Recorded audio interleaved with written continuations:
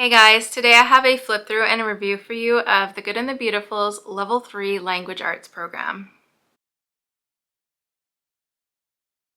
Today I have the 4th edition to show you. I do have here on my channel reviews of previous editions, but this is the first time I've used the 4th edition of Level 3 with a child. If you're not familiar with The Good and the Beautiful, they are a US-based non-denominational Christian curriculum company. I'm going to turn the camera around first and start with showing you all the different books and components. Then I'll come back here and share both my thoughts and a few from my son. So there are a number of components to this course, so bear with me while I go through all of this with you. I'm going to start with the actual course book. This is one that I printed myself from the PDF with just my Epson EcoTank. There are 4 units and I divided it up just to make it more manageable for my child. So I have unit 1 and 2 in here, 3 and 4 in here. So I'm going to start with this one. So like I said, this is the 4th edition of the Level 3. It includes phonics, writing, reading, grammar and punctuation, spelling, literature, geography, and art. So it is a full language arts curriculum plus more. When we open it up, it starts with the items that are needed. So this is the course book, which I'm showing you right now. Spelling practice book is this book here. This is one that I purchased from the company. I had printed one from the PDF myself, and I just found the layout just didn't work very well. I'm not a fan of when books are like odd sizes, and so when I printed it like 2 per page, and like on this way on the page, and it just wasn't very I don't know. I think having this physical book was better, but if I had my choice, I would not use a book of a different size. I just find it really annoying. So let's hop over to here. So what this book is that certain lessons, typically every other lesson, you're going to do work in this book. It tells you kind of the spelling patterns, the spelling rules, what you're going to be focusing on through the course, extra spelling words. And it is perforated here, so you can pull it out and just give it to the child if you want to. Ideas for spelling practice for different types of learners. Here's Unit 1, Scope and Sequence. So in the beginning, and they have these riddles on one, each like one, which was pretty cute. So I would do like dictation. He would have to spell these words out with help. And then he would be writing these words, just copying them. Learning how to spell words, practicing it using ASL, and filling in how to spell words. So that's how it begins. It changes up. Quite often there is the dictation section. Here they're circling words. Here they're writing, finishing words. And let me find, so here's one where they had to do a dictation for a whole sentence. Let me find, because it does include the app as well. Maybe that's later on. So here you go. So this is where you can use the spelling words from the Letter Tiles app. It tells you exactly where to go and which words you're going to be working with. I'll just give you a flip through of the rest of the book. So you can see there's more writing towards the end. And it varies, but it also repeats some of the same types of activities. So that's what that looks like. Let's see, how many pages is that? 128 pages. So that's the second thing that you need here. The third one are the phonics read together books. So those are these books here. So the first one that you do 1 per unit. This is Timothy of the 10th Floor. And what it means by the phonics is that in the beginning, it has information, what you're going to be practicing and such. But then before every chapter, you are doing a phonics and vocabulary section. And then through the chapter, there's the student part, which is a larger font and smaller section. And the parent part, which is smaller font and often a longer amount of reading. So that's how it starts. You can see some pictures here. Let's see a phonics section a little further in. So here we go, is phonics before chapter 17, challenging words and vocabulary. At the end here. So these are full color. As you can see, there's lots of pictures in here, these books. The chapters are not too long, and again, they have this section at the beginning of each. So, Timothy of the 10th Floor, The Kingdom of Kind. Now, this story is slightly different, I'm pretty sure, than the one that was in the previous edition. It's similar, but it's different.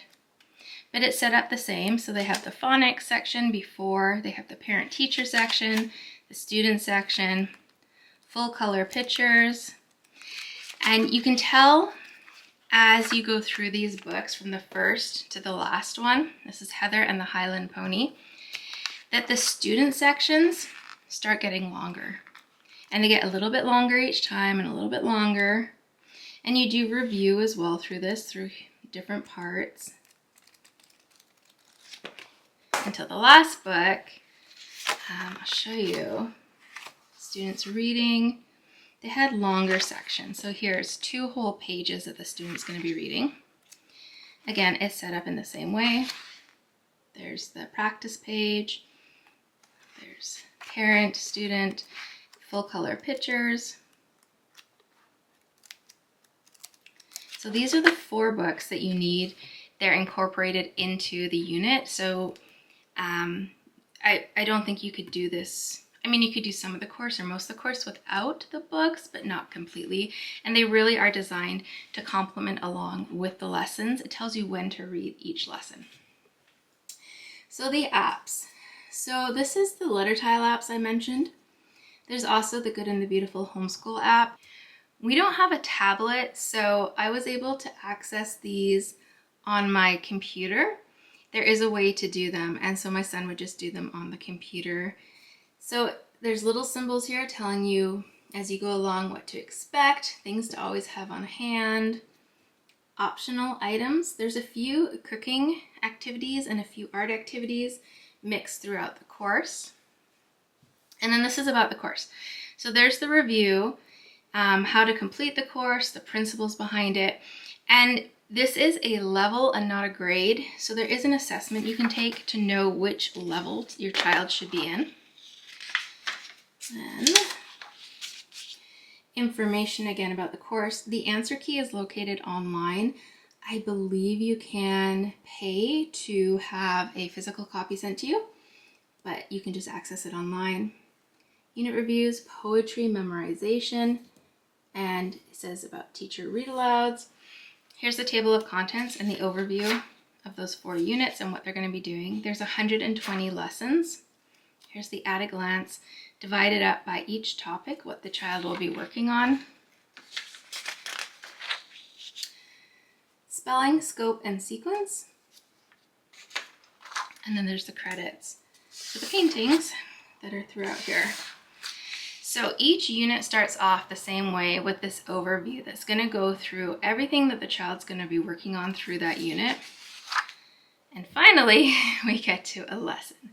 So the lessons are set up similar in that it tells you at the top what you need to complete first. So you're going to read chapter 1 of this book. You're going to complete the lesson and have them do the independent section. So here's where you're going to use the app, and it's optional. You can do this without the app, or you can use the app to help with visualization or to reinforce learning. Lesson practice, here's a picture. An artist study, so then you have to answer some questions. And this is the independent work. And then here, he had to go to the app and listen to the audio narration while looking at that previous painting. And then he had to fill this in. And that would be a lesson. So let me give you a quick flip through here. So this is, again, the first 2 units, and then there's review at the end of each unit before you move on. There's a few reading assessments, just to kind of, you can use if you want to keep an eye on the child's progress and see how they're doing. But the curriculum overall is very visual, or I find. There's lots of beautiful pictures and paintings. There's some things they have to cut out. There's some things they pull out to work on. There's lots of geography. Where did that section go? They often use geography for learning about words, about different parts of the world. So that is what the student book looks like. Let me show you the other part. So this one is unit 3 and 4. And again, you can see it's very similar. They do a few writing assignments outside of the book. It's primarily narration, and then you as a parent are typing it or writing it out. But they do write a few things. And this is just what it all looks like. It's very well set up. So for example, in unit 4, so they're focusing on forest and survival skill is the theme of the unit. And so all the way through here, you're learning about different survival methods. You're learning about plants that are edible. It reminds students not to eat anything without your parents telling you it's okay. But it carries forth that theme, which is really great. So there's Arctic caribou. So they are learning English, but they're learning a lot of other things at the same time. So this theme was weather and oceans.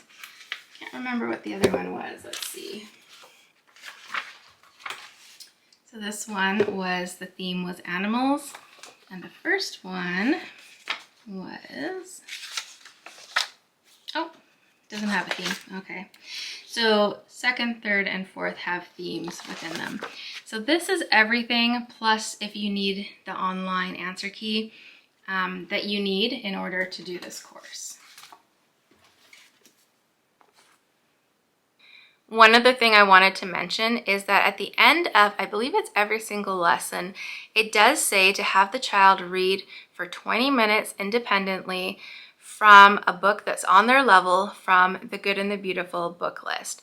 And I think there's some confusion sometimes because they have their own like library and books, but the book list is a book of hundreds and hundreds of books that are not put out by the company. They're just like everyday books you can find that somebody has gone through and has determined that it's the right reading level, as well as it is, they call it like clean, that it's going to be appropriate for the child and for the standard of the curriculum. So that's something else you need to kind of invest in and look at, but a lot of them you can just get from your local library. So we have used The Good and the Beautiful for language arts for many years. Like I said, this is not the first time I've done level 3, but it's the first time I have done this edition. And I like it. I think each time they make these revisions, it makes it a little bit more user-friendly, a little bit more child-friendly. I was a little hesitant and kind of disappointed at first when I saw that it included so much of the app usage, where they're listening or they're watching a video or they're doing those letter tile games. But by the end of the course, I kind of changed my thoughts on that. I really like that they offer that it's more like when I'm reading the lessons versus when I'm watching a video where they're having part of the lesson where someone is explaining and they're showing and there's visuals. It makes a lot more sense, and I think that it's easier for the child to understand it. So I like that they still give you the option. You can, teach the lesson, or you can watch, or you can do both. But I really appreciated those videos by the end of it. The audio narration, you need that. You do have to use internet for that in order to listen. The child will listen and they will look at usually a picture, or someone will explain something about the picture they're seeing, or what kind of, like an example of writing, and then they're going to do writing. So you do need to have internet for that. The letter tiles, it's a reinforcement of the spelling, so I think that's worth it as well. Like I said, we just did ours on the computer. We don't have like an iPad or anything, or tablet. And yeah, I changed my mind. I like that component. I like it's divided up into 4 units now. I like how there's review with each unit. I like how they have 4 books that one goes with each unit.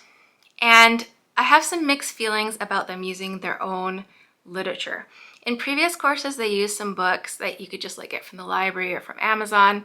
Now you have to use the books from them in order to do the course.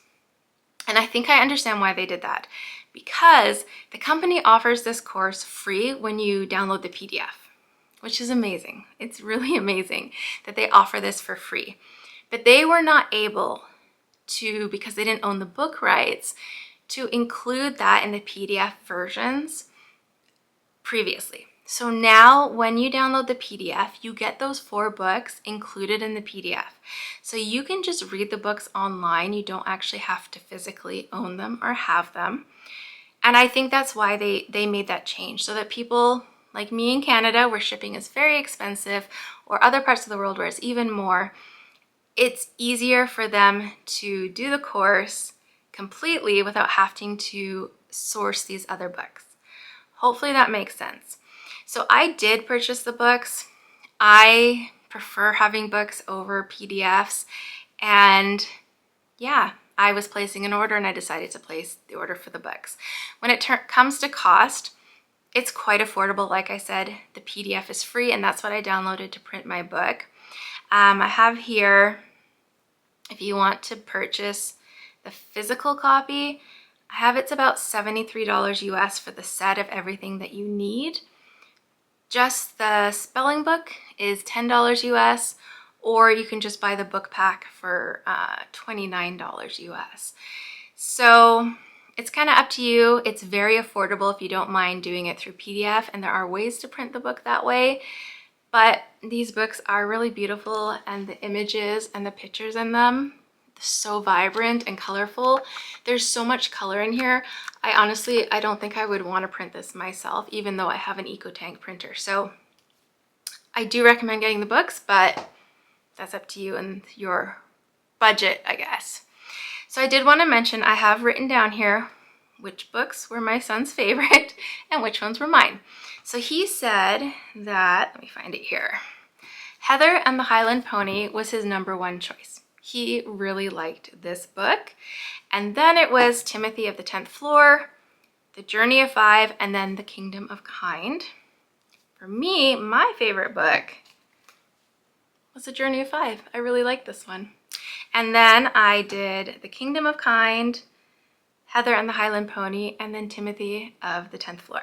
So we kind of had very different experiences with the books, I guess. But they're all great. They're all good.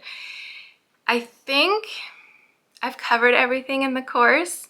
I'm trying to think if I've missed anything. You can always leave me questions, or if you have a comment down below, I'm happy to answer questions. But we like the course. It works. Oh, I should mention, it's definitely simpler in the learning than the older editions. I feel like they've kind of taken each level and kind of pushed it back a little bit. And I think that helps in terms of keeping the child engaged and motivated. Sometimes the older ones, the older courses were a little bit like challenging, and it was just a little bit too much. Sometimes we had to take some breaks, and this one we didn't have to at all. So if you have any questions, like I said, leave it in the comment section down below. But otherwise, I hope this gives you a good look at the curriculum, an idea if it's right for your family, and I hope this finds you having a great day. Take care.